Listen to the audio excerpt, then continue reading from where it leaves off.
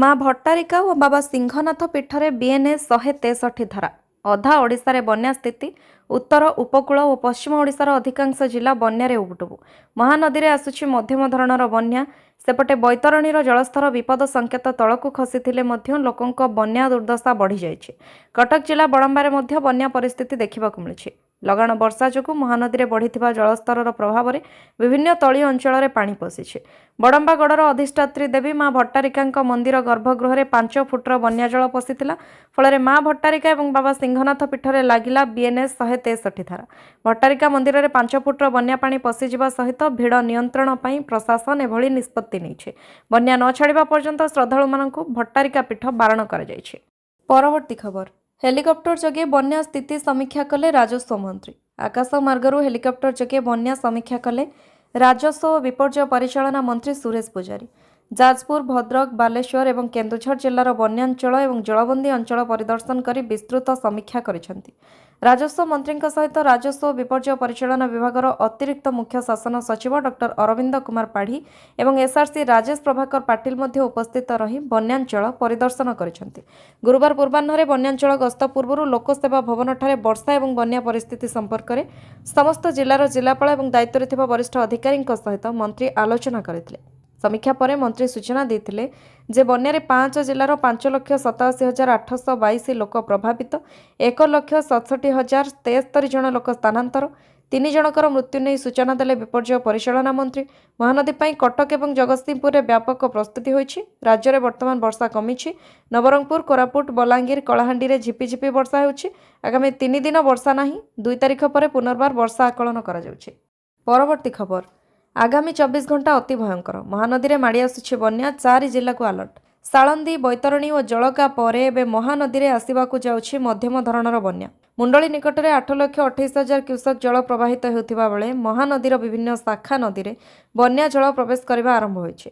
एहर प्रभाव में पुरी जगतसिंहपुर केन्द्रापड़ा और कटकर बांकी अंचल प्रभावित होबार आशंका देखा देइछि। तेबे परिस्थिति को दृष्टि रखी प्रशासन संपूर्ण प्रस्तुत थिबा बेले अभिज्ञ अधिकारी माननकु दायित्व दिया जाइछि। बन्या स्थिति को नहीं गुरुत्वपूर्ण सूचना देइछन्ति जल संपद सर्वोच्च यंत्री दिलीप राउत। से कहिछन्ति जे हमर फोकस महानदी उपरे हीराकुदर 2टी गेट खोलिछि। 620 फुट जलस्तर रही। सेपरे 8,28,000 क्यूसेक जल मुंडली में प्रवाहित होछि। सालंदी बैतरणी और जलका बन्या परे महानदी में बन्या आसवाक जाउछि। एथिपाई आमे प्रस्तुत महानदीर शाखा नदी में बन्या आसिबा। परवर्ती खबर खोर्धा जिले में आज मध्य समस्त स्कूल छुट्टी। शिक्षक माने उपस्थित रहिबाकु कड़ा निर्देश। राज्यर विभिन्न स्थान में बन्या स्थिति बन्या प्रभाव में 5 जिलार 5,87,822 लोक प्रभावित होइछन्ति। 1,67,073 जन को स्थानांतर करागलानी। बन्यारे 3 जनकर मृत्यु नहीं सूचना मिली।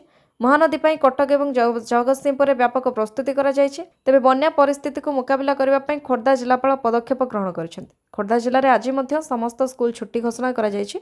एने जिलार समस्त ब्लॉक शिक्षा अधिकारी को जिलापाल पक्षरु चिट्ठी करा जायछि।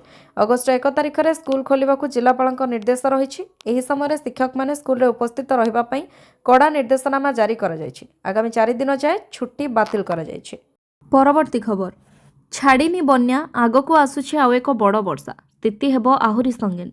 छाड़ीनी बन्या एबे भी विभिन्न नदी उछुलुछि। बन्या प्रभावित अंचलरू पानी छाड़ीनी एभली स्थिति रे आगको आसुछि आउ एक बड़ वर्षा जहाँ बन्या प्रपीड़ित अंचलवासी भितर छनका खेलाई दैछि।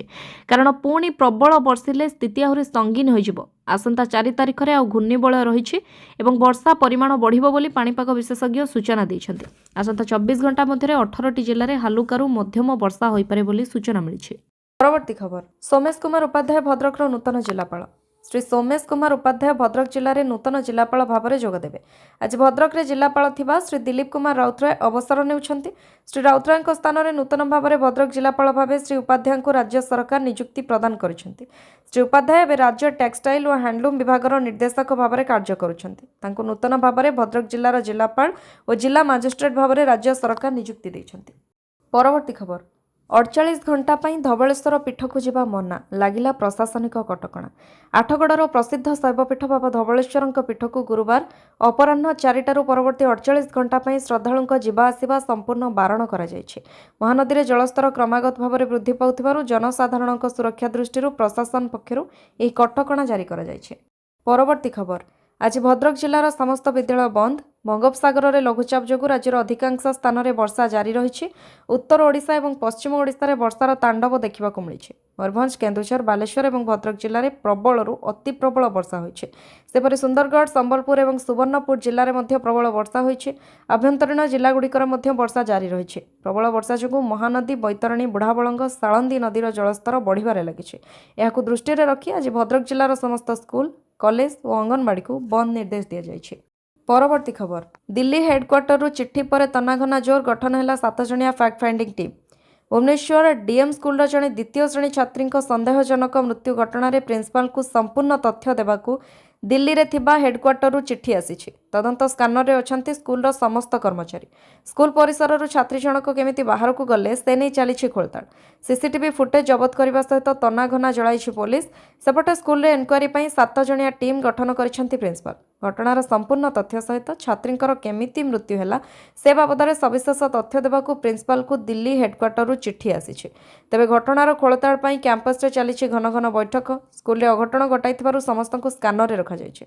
भूल कहार केउ त्रुटि पई प्रथमे स्कूल और स्कूल हता बाहर को चली जाइथिले छात्री से ने खोलताड़ करा जाउछे। पुलिस समस्त सीसीटीवी फुटेज जबत करने सहित तनाघना आरंभ करिछे। परवर्ती खबर, प्रथम पर्यायर धामनगर को पठागला सुखिला खाद्य पैकेट। राज्य में लगाण वर्षा जोगु बन्या परिस्थिति उपजी बेले बन्या प्रपीड़ितों सहायता पई आगे आसी ओडिशा रेडक्रॉस।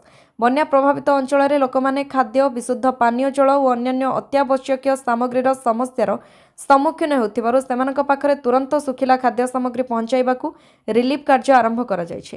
प्रथम पर्यायर भद्रक जिलार धामनगर अंचल को रिलीफ सामग्री पठा जायछि। प्रत्येक रिलीफ पैकेट रे 2 केजी चूड़ा, 1 केजी छतुआ, 250 ग्राम चीनी और 500 ग्राम बिस्कुट रखा जायछि। बन्या परिस्थिति रे रंधा खाद्य प्रस्तुत करबा कष्टकर होतिबारु एही सुखिला खाद्य सामग्री पीड़ित परिवारक पई तुरंत उपयोगी हेबो बोली रेडक्रॉस पक्षरु कहा जायछि। परवर्ती खबर, इंडियन आइडल विजेता ज्योतिर्मयी को संबर्धित कले राज्यपाल। राज्यपाल डॉक्टर हरिबाबू कंभमपाटी बुधवार दिन लोक भवन में इंडियन आइडल सीजन 16 विजेता ज्योतिर्मयी नायक को संबर्धित करिसेंते। संगीत क्षेत्र में प्रदर्शित उल्लेखनीय सफलता पई ज्योतिर्मयी को राज्यपाल यह संबर्धना प्रदान करिसेंते। ज्योतिर्मयी यह सफलता पई ओडिशार समृद्ध संगीत परंपरा को प्रतिफलित करुछि एवं जातीय स्तर में राज्यर प्रतिभा को परिचित कराइछि बोली राज्यपाल कहिसेंते। ज्योतिर्मयी निज संगीत यात्रा आहरी उन्नति करने सहित अनेक आकांक्षी कलाकार को प्रेरणा प्रदान करेंगे बोली राज्यपाल आशा पोषण करिसेंते। परवर्ती खबर, महानदी जल विवाद आसंता दीपावली सुधा समाधान लक्ष्य। महानदी जल समस्यार बाट फिटिला। दीपावली सुधा महानदी जल विवादर हेब समाधान। एकाठी बसी आलोचना कले ओडिशा और छत्तीसगढ़ मुख्यमंत्री। केंद्र जलशक्ति मंत्री सीआर पाटिल अध्यक्षतार बसिथिबा बैठक में ओडिशार अधिकार, चाषीकूलक भविष्य और राज्यर जल संपदर सुरक्षा प्रसंग उठाइले मुख्यमंत्री मोहन चरण माझी। आगामी 3 मासरे उभय राज्यर अधिकारी माने एने आपस आलोचना करिवे बोली नियागला निष्पत्ति। परवर्ती खबर, रेंगाली डैम्रु निष्कासन है चलित वर्षर प्रथम बन्या जल। तलिया अंचल को अलर्ट जारी। राज्य में लगाण वर्षा जनित बन्या परिस्थिति लगी रही। अनेक स्थान में स्थिति गंभीर थिले भी प्रशासनिक स्तर में उद्धार कार्य जारी रही। एहारी मध्य अनुगुल रेंगाली जलभंडार छड़ा जाइछि चलित वर्षर प्रथम बन्या जल। उपरमुंडे वर्षा जोगु डैम रे जलस्तर बढ़ुथिबारु जलभंडारर गोटी गेट खोला जाइछि। तेणु तलमुंडे अनुगुल, ढेंकानाल, जाजपुर और केन्द्रापड़ा जिला को संभाव्य बन्या नहीं सतर्क करा जाइछि। सेपरि ब्राह्मणी नदीकूलिया लोकों एवं गृहपालित पशु को नदीकूल को न नेबा पई सतर्क करा जाइछि। आवश्यक पड़िले अधिक गेट खोला जिवो बोली मध्य सूचना दैछन्ति डैम कर्तृपक्ष। परवर्ती खबर, स्त्री को अनास्थेसिया दे मारिबा घटना। स्वामी और बांधवी को आजीवन जेल। अनास्थेसिया दे स्त्री को हत्या करने मामला दीर्घ दिन पर प्रकाश पाइला राय। भुवनेश्वर एडीजी 2 कोर्ट पक्षर प्रकाश पाई राय जो अभियुक्त स्वामी और जड़े बांधवी को मिली दंडादेश। उभय को आजीवन जेल दंडादेश सहित 50,000 टंकार जरिमाना शुणाई मान्यवर कोर्ट। जदि जरिमाना अनादाय है तेबे आ वर्षक जेल दंड भोगवाक पड़ो बोली कोर्ट निर्देश देइछन्ति। बाकी अन्य जड़े बांधवी को कोर्ट निर्दोष खलास करिसेंति। खबर अनुसार घटनाटी राजधानी भरतपुर रे स्त्री को विष इंजेक्शन दे मारी देइथिला स्वामी। घर भितर 2 प्रेमिका सह मिसी पत्नी को जोर जबरदस्त 3टी अनास्थेसिया इंजेक्शन दे मारिथिला जल्लाद स्वामी। तेबे सबुठु आहुरी सांघातिक कथा थिला कि हत्याकांड को आत्महत्यार रूप देवाकू मृत स्त्री को नहीं हॉस्पिटल जाइथिला स्वामी, किंतु पुलिस संदेही आखिरु बढ़ती पारि नथिले अभियुक्त स्वामी। परवर्ती खबर, बन्या स्थिति को देखि सबु अधिकारी छुट्टी बातिल। राज्य में बन्या स्थिति नहीं आलर्ट्रे नगर उन्नयन विभाग स्थिति को देखि नगर उन्नयन विभाग समस्त अधिकारी छुट्टी बातिल करा जायछि। 24 घंटे आलर्ट्रे रहिबाकु निर्देश दिया जायछि बोली सूचना देइछन्ति नगर उन्नयन मंत्री कृष्णचंद्र महापात्र। सेपरि उत्तर ओडिशा रे अनेक स्थान जलमग्न स्थिति अछि। बालेश्वर जिल्ला रे एमिति पूर्वरु केबे होय नथला। पानी निष्कासन पय व्यवस्था करा जाउछि। ड्रेनेज करबा पय व्यवस्था करूछन्ति। मुख्यमंत्री एवं राजस्व मंत्री अनुध्यान करूछन्ति। नगर उन्नयन विभाग मिसी करी मॉनिटरिंग करूछन्ति। परवर्ती खबर भारत सीमा निकटरे 12टी J-20 स्टील फाइटर जेट मुतयन कला चीन। भारतीय सीमार संदिग्ध गतिविधि करी भारतर तीक्ष्ण नजर रे थिबा चीन आउ एक दुस्साहस करिछे।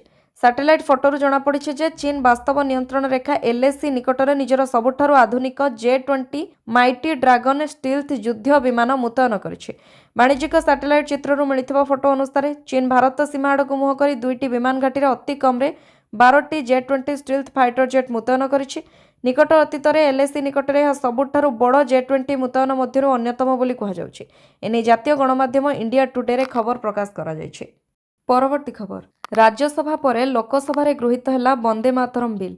राज्यसभा परे गुरुवार लोकसभा रे वंदे मातरम विधेयक गृहीत हो जायछि।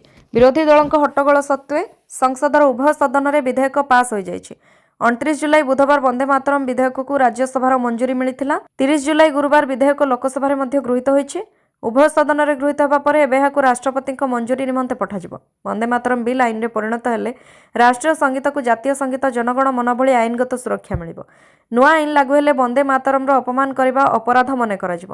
वंदे मातरम गान काल रे बाधा देबा अथवा काहाकु एही जातीय संगीत गान करबाकु रोकिबा अपराध मने कराजिब। वंदे मातरम को अपमान कले 3 वर्ष जेल जरिमाना अथवा उभय होई पारे।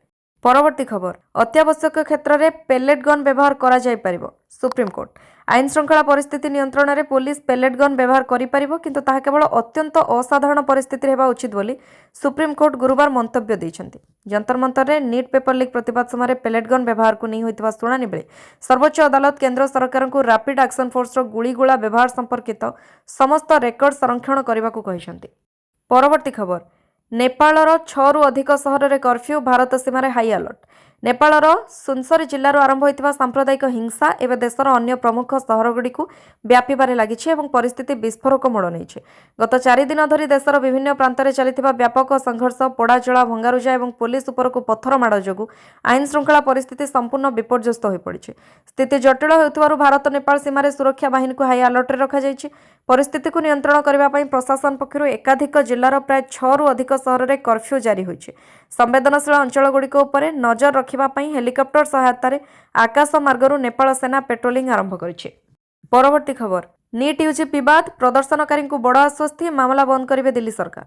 नीट यूजी परीक्षा रे अनियमितता को नहीं हेउथिबा विरोध प्रदर्शन को नहीं दिल्ली सरकार बड़ निष्पत्ति नैछन्ति। आंदोलनकारी विरुद्ध रे कोनोसी आईनगत पदक्षेप नियाजिब नाही। केवल अपराधिक मामला रे संपृक्त थिबा छात्रंक विरुद्ध रे कार्यानुष्ठान हेबो। 29 जुलाई 2026 सुधा दिल्ली पुलिस एही प्रदर्शन को नहीं मोट 13टी एफआईआर रुजु करिथिला। दिल्ली सरकार कहते पूर्वर गिरफ किंबा अटक रखा जायथिबा आंदोलनकारी मामलार समीक्षा कराजिबो एवं सेमानंकु शीघ्र मुक्त करबा आमर प्रक्रिया आरंभ हेबो। 28 जुलाई 2026 रे सुप्रीम कोर्ट को आदेश को आधार करी दिल्ली सरकार एही निष्पत्ति नैछन्ति। उपराज्यपालक अनुमोदन पर गृह विभाग पक्षरु एही निर्देश जारी करा जायछि। सरकार स्पष्ट करिसेंति जे प्रदर्शन रे शामिल थिबा लोकंक विरुद्ध रे आगकु कोनोसी प्रतिकूल पदक्षेप नियाजिबो नाही एवं एही मामला को बंद बोली धराजिबो। तेबे अपराधिक रेकर्ड थिबा व्यक्तिंक क्षेत्र में सुप्रीम कोर्ट को निर्देश अनुसार आईनगत कार्यानुष्ठान जारी रहिबो। परवर्ती खबर बन्या जिलापालक साहसिकता लाइफ जैकेट पिंधि उद्धार कले लोकंकु। बन्या जल फसीथिबा लोकंकु उद्धार पई जिलापालक रेस्क्यू ऑपरेशन कलाहांडी जिलापाल निजे लाइफ जैकेट पिंधि अग्निशम विभाग सहायतार 15 जन को उद्धार करिसेंति। कलाहांडी जिला केसिंगा स्थित बेलखंडी शिव मंदिर बन्या जल फसीथिबा 15 जन को कलाहांडी जिलापाल सचिन पावर प्रकाश और जिला परिषद अध्यक्ष पुष्पेन्द्र सिंहदेव उद्धार करिसेंति। जिलापाल निजे लाइफ जैकेट पिंधि अग्निशम कर्मचारी सहित उद्धार कार्य सामिल होई एमानकु उद्धार करिसेंति। सेपरि रजापड़ार 7 जन और वेदांत पंप हाउस 2 जन को अग्निशम विभाग उद्धार करिछि। जिलापाल केसिंगा ब्लॉकर विभिन्न बन्या प्रभावित अंचल परिदर्शन करिसेंति। बन्या जल माड़ी हजार हजार हेक्टर जमीर फसल नष्ट होइछे।